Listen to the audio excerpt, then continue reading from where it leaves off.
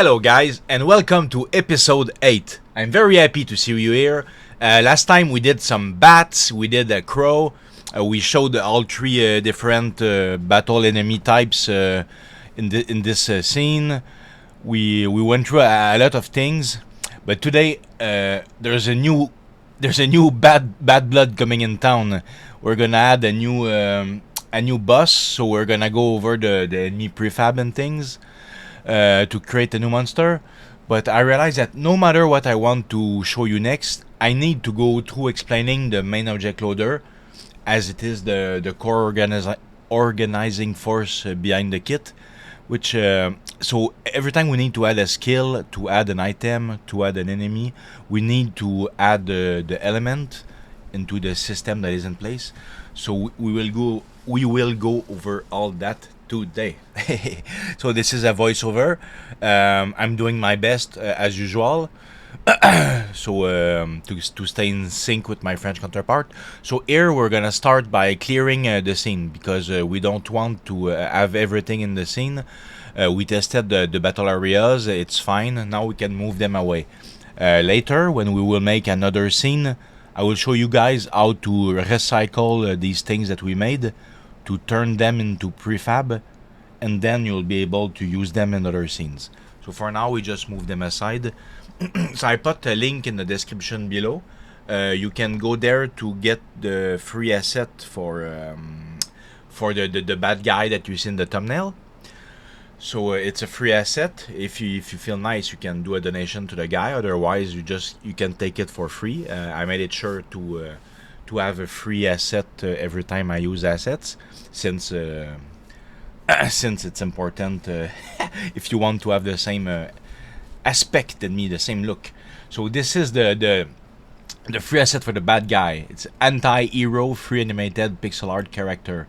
It has a lot of frames, a lot of animations, so it's gonna be perfect. We're gonna be able to add stuff to him as we go. So yeah, so I won't go over how to download and extract and everything. You're supposed to know that already. Otherwise, if you forgot how to, in episode 3 I show I show in slow motion how to configure the sprite. So here I'm gonna do it at normal speed. So once you download it, we're not gonna go into the separated folders. We're just gonna take the full sprite sheet, because this is just more simple, since we do a simple usage. So we're gonna drop it. For me, I put it in the monster file, because I'm gonna use him as a monster.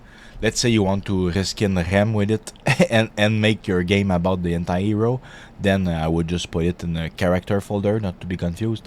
Otherwise, you put it where you want. So like I said, I'm gonna do this fast, because you're supposed to know all of this by now if you paid attention. I'm still gonna slice it. For this brush, we're gonna just use a 64, because look how separate the frames are. This is perfect for a simple animation.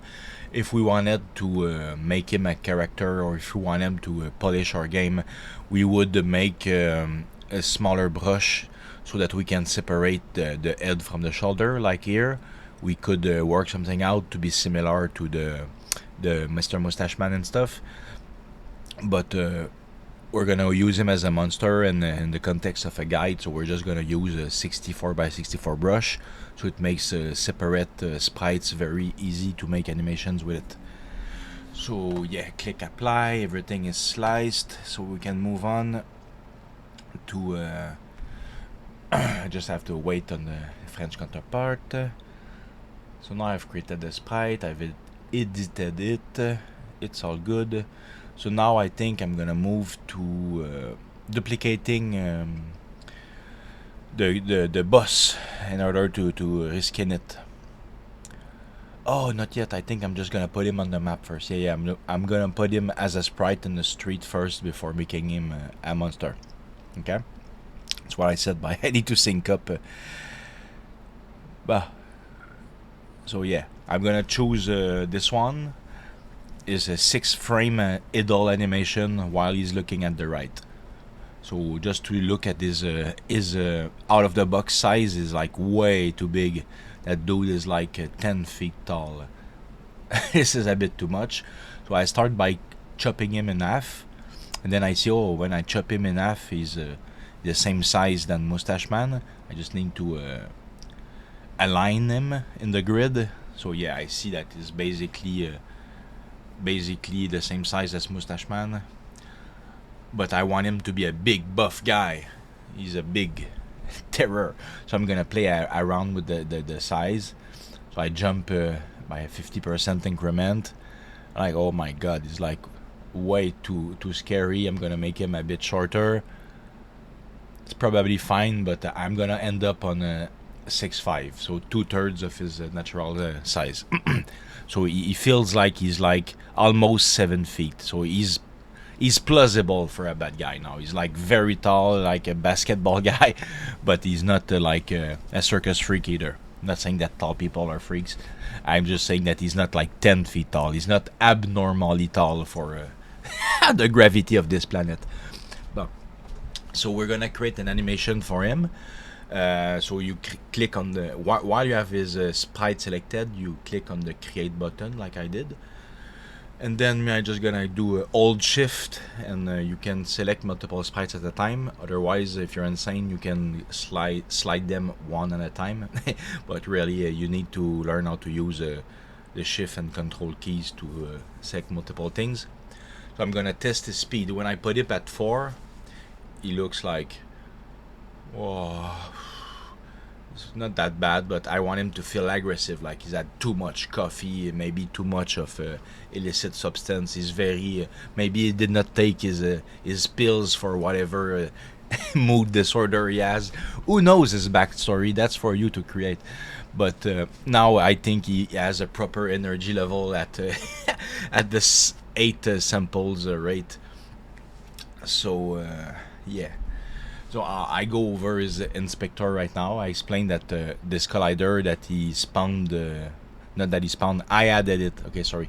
So when you added the sprite and the animation, now you're going to add a box collider 2D. So you click on add component, then you select in the list box 2D. Now I place it badly because normally, like I said, you would separate the head and shoulder to make it on foreground layer to give a better top-down graphical effect. But since he is going to be used as an enemy, and basically when you touch him you enter a battle, so there's no point in making fancy foreground effects for him, at least in this case. So I make him a children, no, the NPC, we create an NPC, I renamed him, and then you're gonna place the NPC on top of the ANTIHERO. I'm gonna carefully align him so that their feet match, so that when you talk to the NPC, it's coherent. So yeah, I'm gonna make the NPC invisible. And once the NPC is invisible and he's in a good location, I'm gonna make it a child of the sprite of the bad guy. You left click and hold, and you slide it into the. It's tricky. You need to make sure to slide it on the right pixel so that you see the indentation right there. You see that the ANTIHERO NPC is to the right, so it's a children. So now that it's a children, if I move the sprite, the NPC that is attached will follow. So basically, we can now animate this guy all over the place, and the NPC in the hitbox to talk will always be there. Speaking of hitbox to talk, since he's a very large human, I'm gonna make sure that the NPC that is inside of him can reach out to the player through the massive box of the big boss.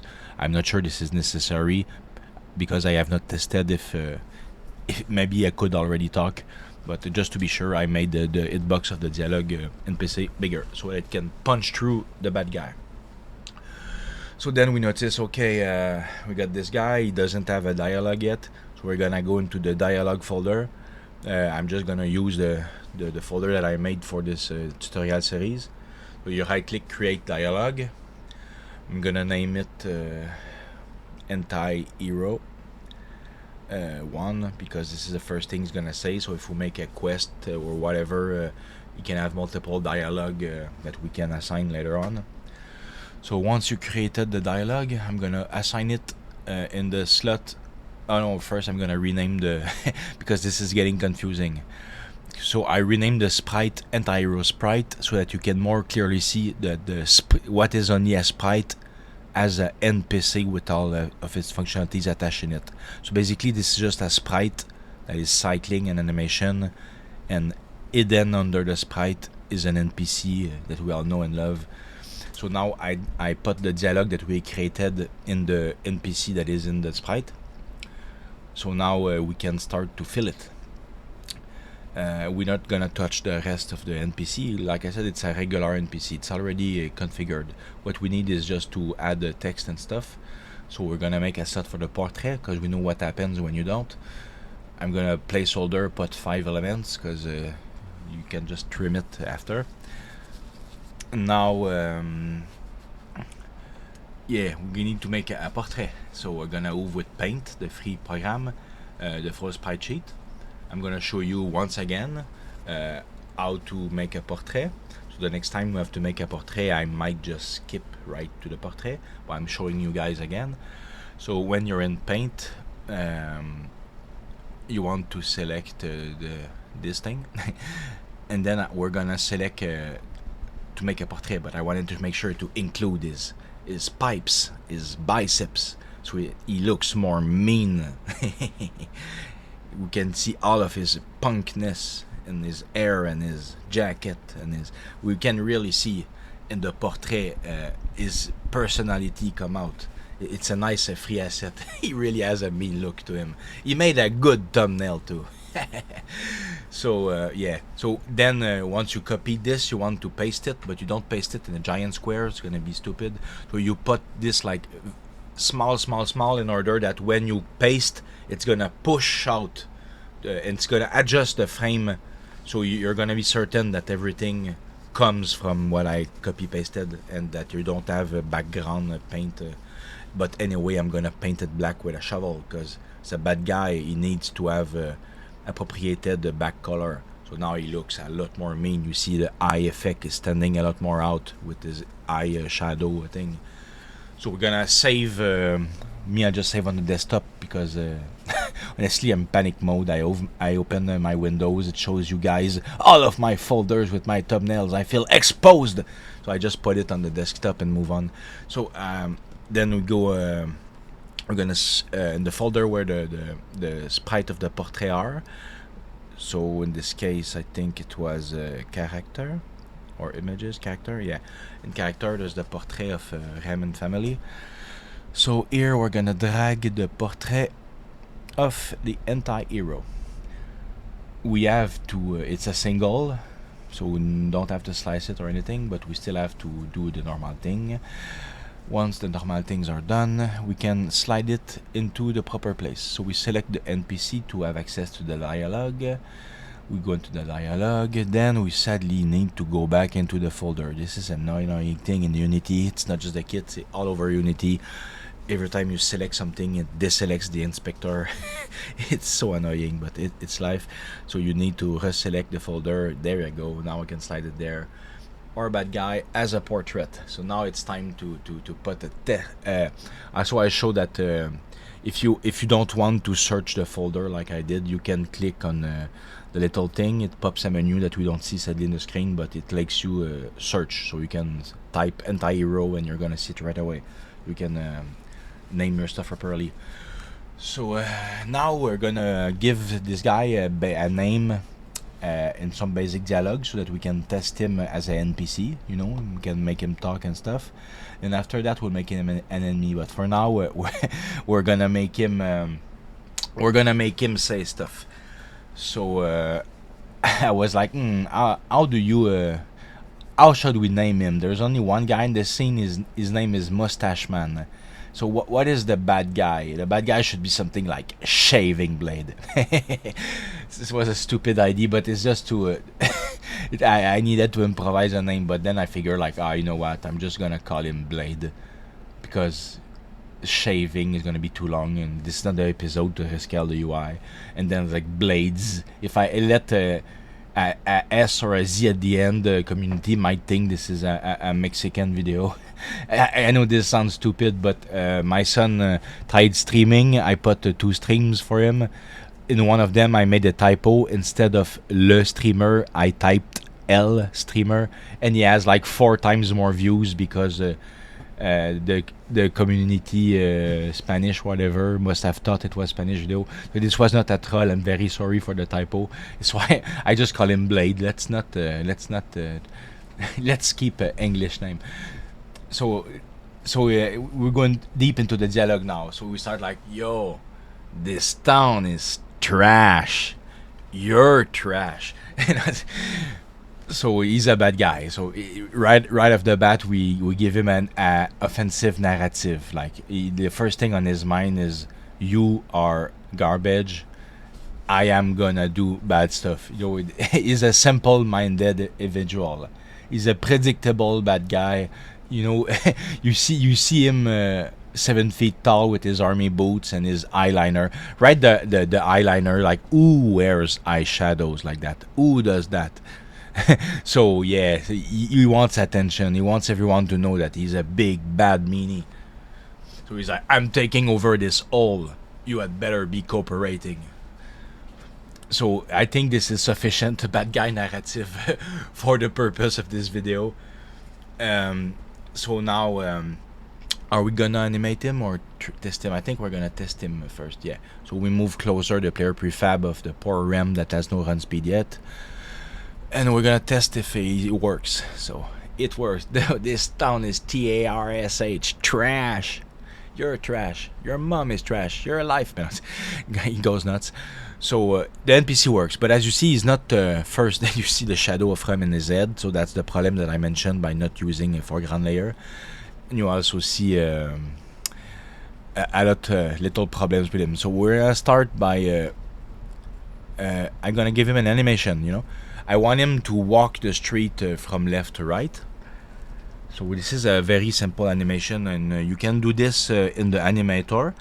Arktentrion already made a guide on how to use the animator. It's not like it's not an hour-long guide, it's an overview of the feature of the kit in which he shows that you can use animator.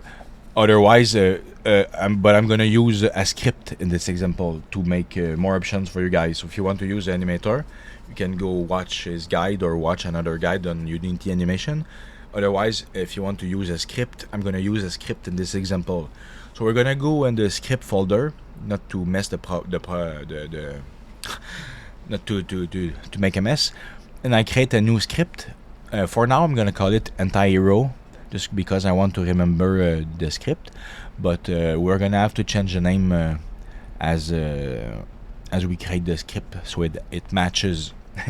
Because we're not gonna create the script, we're gonna ask GPT or whatever to do it. Yeah. Because yeah, that's what I think.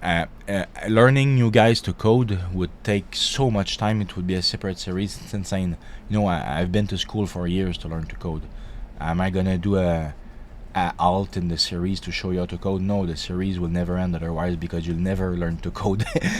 Because it's all different languages. It's like I was asking you, you should learn Brazilian to make this game. No, you don't learn Brazilian. What you do is you do it in English and you traduce it.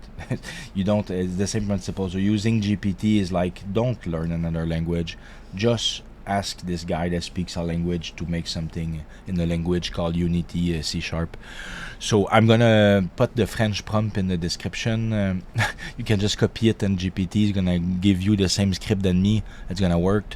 Otherwise, you just need to instruct him. I want a script that makes a patrol from point A to point B from coordinates X, Y to coordinates X, Y. I want him to take a pause when he reaches one of the points. I want him to flip his X axis. Then I want him to return to the other point, take another pause, and flip his X axis, and then he can repeat infinitely. So this is what the script is doing.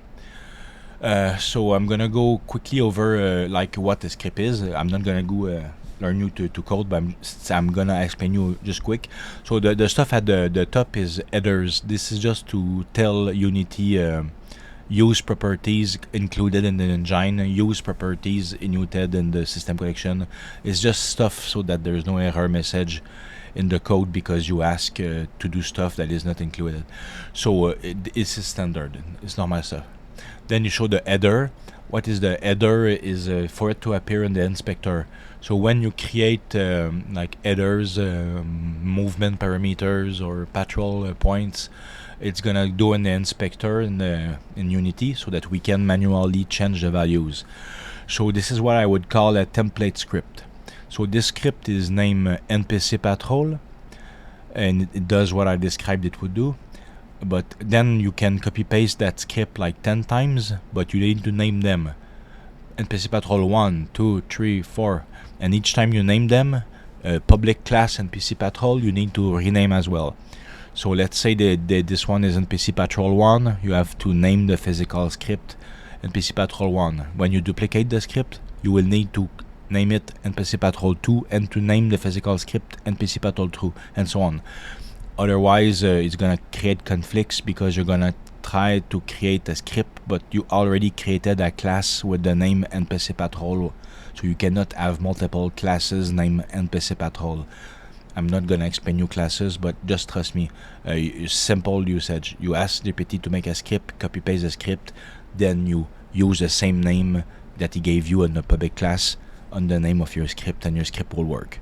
But then if you copy the script multiple for multiple NPCs, you will need to number them. So NPCPatrol 1, 2, 3, and so on. It's as easy as that, guys, to make to have GPT create free scripts, because this is very simple stuff. GPT sucks at stuff that is hard, but something like move from left to right is so easy that nobody is losing his time coding that in 2024. Nobody. So it's important to know how to use the tools. Like I asked you, nail this fence, but don't use a hammer. Use a Mr. Miyagi fist. You know that's stupid. You work with hammer, and this is hammer. So now we look at the inspector. You see point A, point B. It's what I meant. So this the way that I made the script, that I made the prompt to generate the script with the header, is so that you can modify it. So you can modify the speed, the pose direction, and you can modify the vectors. So the point A, point B. So when you will duplicate the script and rename it, you can basically make your NPC move from left to right as much as you want. So then you only have make a family of script moving up and down, and you have all coordinate covered right there. So now I'm gonna test the script. I see that the we have the wrong animation. He's still in idle animation, so he's like hovering very strangely. But the script itself, look, it works. He does the patrol, and he stops. He flips his axis, and since he's not his trigger, he's not a battle enemy. His collider pushes us, so we can lazy out and like, oh please, Mr. Bad Guy, push me around. I like to get pushed around. This is to make him so mad. So yeah. So now that we see that it's work, we have to fix the animation, because this is a stupid animation. We need to make him walk and not idle, because he's not a slime. He has legs. So we need to create a second animation. So I'm gonna name it. Well, my picture is in the way, but you needed to select the sprite and click on create animation, you know, or select a new one or whatever. Like ANTIHERO run. I say run instead of walk because I'm gonna make him go fast and his little legs are like so stiff. So walking animation are these four sprites. So I put the 4 sprites in the place. I put it straight at 8. It should all be fine right there. As simple as that. You create an animation, you put the proper sprites. In this case, it's the 4 that walk anim to the right in the tile map. And then if we look at this wonderful NPC. All it took was a sprite that is free, a script that is free, and this video that is free. It's so wonderful. So now you can repeat this principle of creating NPCs, hiding dialogue in it, and putting a script to make him move. But we will make this even more cool, because now we need to create an enemy, because now he exists as a person, but he needs his higher purpose in life, which is to kick ass. And to kick ass, we need to create him into an enemy prefab, and that's where the whole main object loader and stuff comes in play. I think it's the last episode that we seen that. I don't know why I said that in the intro. I'm so confused. Making voiceovers is very confusing to me because I have so many videos at the same time. Whatever. So now I Control D on the gourmet to duplicate him. The gourmet is the boss from the demo. Once you duplicate him, you're gonna change his name to ANTIHERO for now, but actually we named him Blade. So we're gonna name him Blade. So once you name it Blade, you now know that this is not the original gourmet. This is the one that you manipulated. So now I was just double checking the name. Yes, it's Blade. So now I do back because I'm too lazy to go back to the folder. Yeah, there it is. So our guy Blade here, I'm gonna go into its inspector because we have to change his appearance, because right now he looks very cool, but he is the boss from the demo game. He's not the bad guy with the boots. So we're gonna go where his sprite is, and we're gonna put a sprite not on top of this image, but on top of the sprite field in the sprite renderer thing at the top. Yep. So I put this one, then I'll figure, I'll put an attack stance instead. It looks more appropriate, but eventually what you want is to actually animate him so that he has animations in combat, but that's a very another episode. For now we make them as the demo kit are, which are static image. So yeah, we're gonna name him Blade. We're gonna I made a typo, but I noticed only later. I'm gonna nerf him a little because you're not supposed to be level 1 alone and to fight the gourmet. You're supposed to have Alice in your team. You're supposed to even have Muzz in your team. You're supposed to be 3 people, and by the time you get there, you're probably level 5 or 6. So now I'm all alone, level 1, no item. So this is obviously a guy that I'm not supposed to be able to beat. He just got in town. He's gonna destroy us.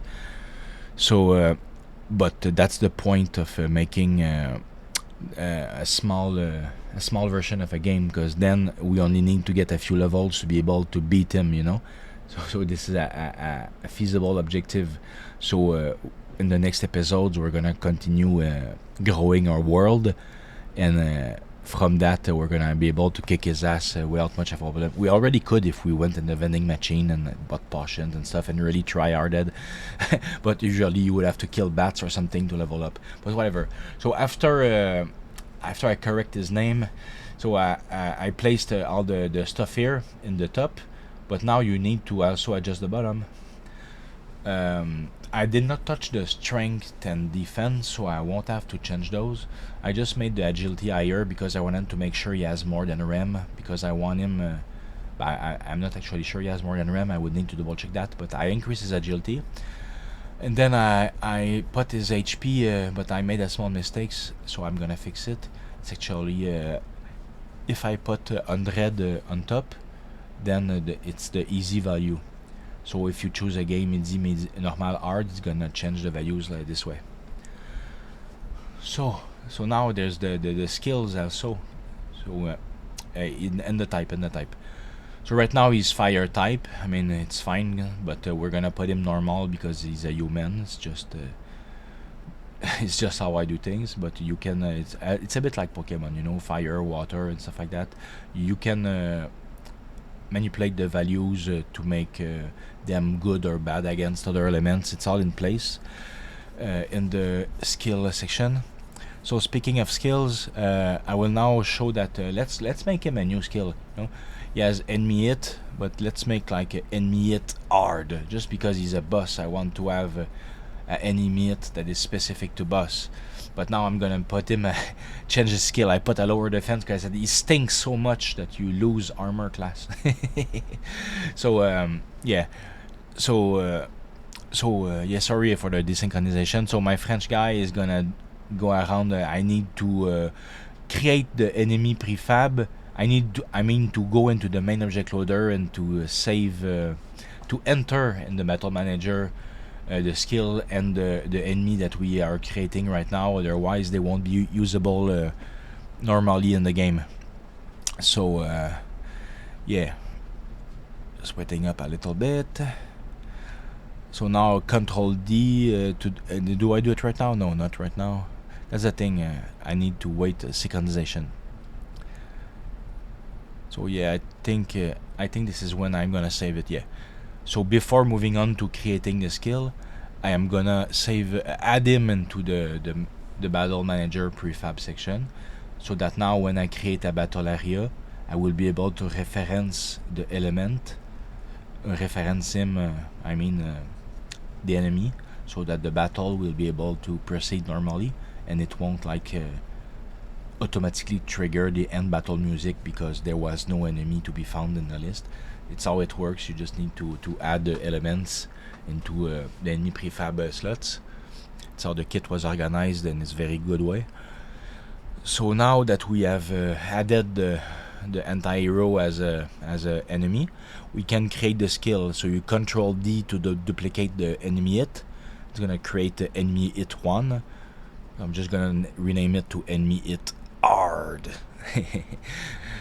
You can rename the hit how you want. You can literally name like a bad guy slap. Then it's gonna say when he attacks, bad guy slaps you. You can play around with the names, but for now I just named it enemy hit hard, and I forgot to even rename it.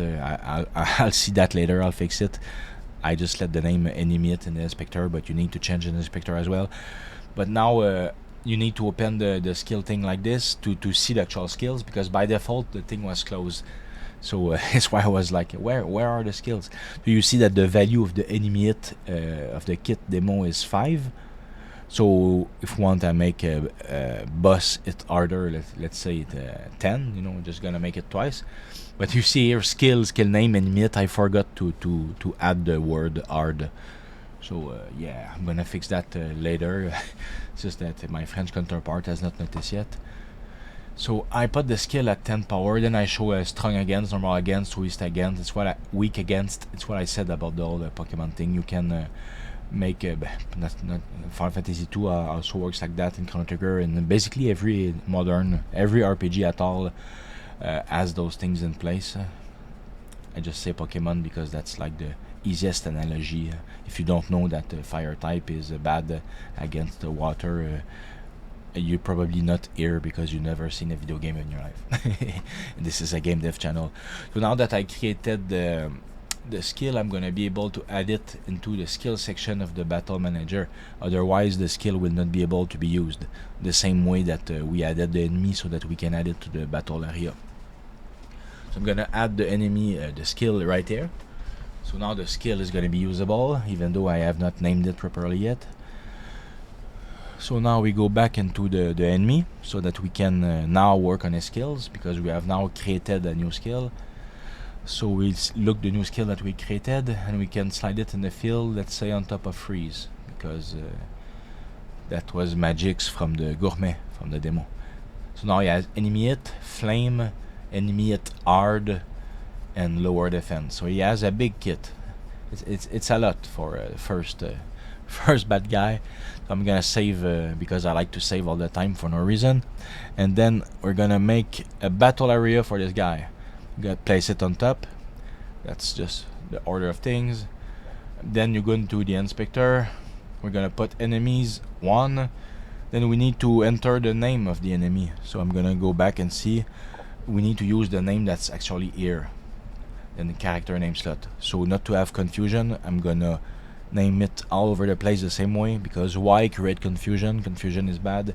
So now that we have standardized, we can summon him with his name. I put a XP value that is very high because he's a boss, and we're gonna put him a reward item. So if you want to put a reward item and not an equip item, it's two different things. You really need not to mix them, or otherwise you're gonna break the items. They're gonna be in the wrong category. So I'm gonna give him a key. We won't be using it right now, and I just noticed, oh, you need to write the name. I could have just written key, but look, copy paste. So we're gonna make him give a key that we can use in whatever episode when we'll do quest. We'll have the boss key after beating him. Could be for his car to escape the city. Could be a key to his house. It could be a key to his stash. It could be the key to someone's house that he stole. It could be a key to a lot of things. Or it could be another item entirely. But whatever, he's gonna give a quest item a key for the purpose of this demo. So then I'm gonna put him a background overworld, because we have not created a background appropriated for this tile sheet. You could just paint a scene and create a PNG with it and say, look, this is the battle scene of the town. Or you could go with the no background option, but then you need to modify code, and I have not showed that yet. So for now we're gonna use the already made background images. And then I look at the music. Let's put in boss music. So if you look in the audio manager, slot 2 is the intro of the boss battle, and the slot 3, element 3 I mean, is the looping material. So if you want him to actually have the boss music from the demo game, you will need to put 2 and 3 here. But I ended up just putting 3 because my sound is off anyway, and I was not I can't record and have the sound on at the same time. So basically my game, the sound is muted. So whatever, but I'm saying, you guys, if you want the boss music according to the elements right now, you need to put 2 and 3 to have a boss battle music for him. Then I make it single battle, no retreat. For now he won't complete a quest or anything. For now this is enough. He's doing a lot already. So we slide the battle areas collider into its own field. Now it becomes red. So now we're gonna make the bad guy children of the battle area. So now you see there's a lot of one-in-one going on. So the head is in the NPC, the NPC is in the hero is in the battle area. But before I do that, I just noticed something. Oh, the script that makes him walk. There's a script that makes him walk that we did, the NPCPatrol, but now it's attached to the sprite. But now we want to make the sprite a children of the battle area. We cannot have the children walk away from the parent. You need to put the moving script now on the battle area. So I remove the script from the ANTIHERO because he's no longer the parent, he's now a child. And we're gonna put the script, the same one, instead on the battle area. So the script is going to move the object known as battle area instead of moving the object known as a sprite. It's gonna change nothing except that it's gonna work this way. Otherwise it would make no sense, just trust me. So we're gonna go down to add component button, then we go on the NPCPatrol script, if that's how it's named for you, and then you grab the drag and drop on the add component button, and then your battle area, just like that, suddenly has legs and can move around. So yeah, and you see it's the same point A, point B. It changes nothing. The script is still good. It's just that we needed to attach it to the parent because that's how it works. So now we're gonna be able to test this, right? But no, we need a save point first because he's gonna destroy us. Because now we made him a boss and we know that we're just level 1. So he's gonna kick our ass. So we're gonna spawn a save point. We need that to cover it anyway. So there's both the save point and the auto save. So the save point is very simple. You speak to it, it saves. Do I really need to cover this? I don't think so. The save point is a very simple thing that everyone can understand. So you place it somewhere, then you can use it and it saves in the save. However, there also exists another thing called the auto save point. So you right click and then you go in the prefab list, you will see the auto save. Instead of a green or a red zone, this one is blue. Basically, let's say you were to put a boss in this house, you would put the blue area like it was a rug, so that when the hero goes inside the house, he steps on it and it auto saves. So that if you die, the player will do continue and will appear back at the auto save just before he died. The problem with that is that currently there is only one save slot, so it will erase your save and overwrite with the autosave. But there is a possibility that we get multiple save slots in the next update. A possibility, we'll see. So now that I covered the save point, we can save and actually test this guy and get our face punched in. Yeah. So we're gonna save. Fantastico. So now instead of pushing us, he's still gonna push us, but he's gonna trigger a battle. So so we don't have the time to really push us. So you see right there, the battle starts. I'm not sure what I'm explaining right now. I'm gonna check my notes. 40. Nah, I just say it's time to test. I have no idea what I'm saying. Sorry, guys. So, gonna. Oh yeah, I want him to do the skill. I want him I want to see enemy hit hard on the screen so that I know for sure that the skill I created works. But sadly, my French counterpart has not noticed yet that I forgot to type the word hard. So whatever. Rem is dead. Life moves on. So now we see the menu. There's the continue button now works because we saved. So the menu, it sees a save file, so he enables the button. So now we can load the game from the title menu. Even though we're not playing the demo, we're using the same title screen because this is the same build settings, guys. So now let's work on gear, you know, like, oh, I kicked my ass so hard. We're gonna make the sword better. Did I do that already, or will I? Wait, we need to wait. Oh no, I think I'm still gonna test the skill. I'm very sorry, guys. This is an unproductive end of the video, not to say know what I'm saying.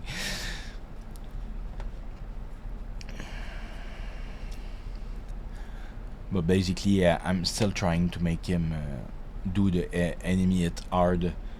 And after this battle, this is when I'm gonna be like, oh, okay, there's clearly a problem. I need to see the problem, and then I will see that I forgot to write the word hard. So yeah, it won't be too long. So enemy, I'm gonna go check that. Blade, I look at his skill. I'm gonna trim some. Going like first I'm saying there's too many skills. Watch me why. So I remove. Now he has only flame and enemy hit. So yeah, this should be better. It's definitely gonna do enemy hit hard now, right? But poor me still has not corrected the typo. Ah, la, la. So we go see the sword, and we see that the base sword is +1 and it gives one. And then you see that he made a sword +1, but it gives 3. This is so confusing. I understand the D&D principle that they named everything +1, +2, +3, but in this context it's very confusing. So I put I made it +15, and I put the same +15 all over, so that you know when you look at the sword, this is not a +1 sword that gives +3. This is a +15 sword that gives +15. So there is no confusion there. I modified the price since it's better, but who cares? You deal with your game economy much later than now when you create an item. So I save for absolutely no reason, just because I'm a maniac. And then the sword was already in the chest. So now in the chest there's going to be the new sword, the +15 sword. So I can equip it. Yeah. Now it's gonna bleed, but not really, because I'm still just level 1 and I have very low multiplier for offense and stuff. I have literally no strength, no anything. But this is still a good sword. It's just that I'm very low level, and he's still a boss. So now he's doing flame. I'm still waiting for him to do a hit hard, by the way. So I'm like, oh, he's trolling me. He's doing flame twice. So then he's gonna do enemy hit. Be like, but there's only one enemy hit in the list. There's only 2 skill. So it has to be it's not long enough. It's not showing the word hard, but it's not the real reason, and we'll see shortly. So I tried to retreat because I got 1 HP, but retreat is impossible because he's a visible monster.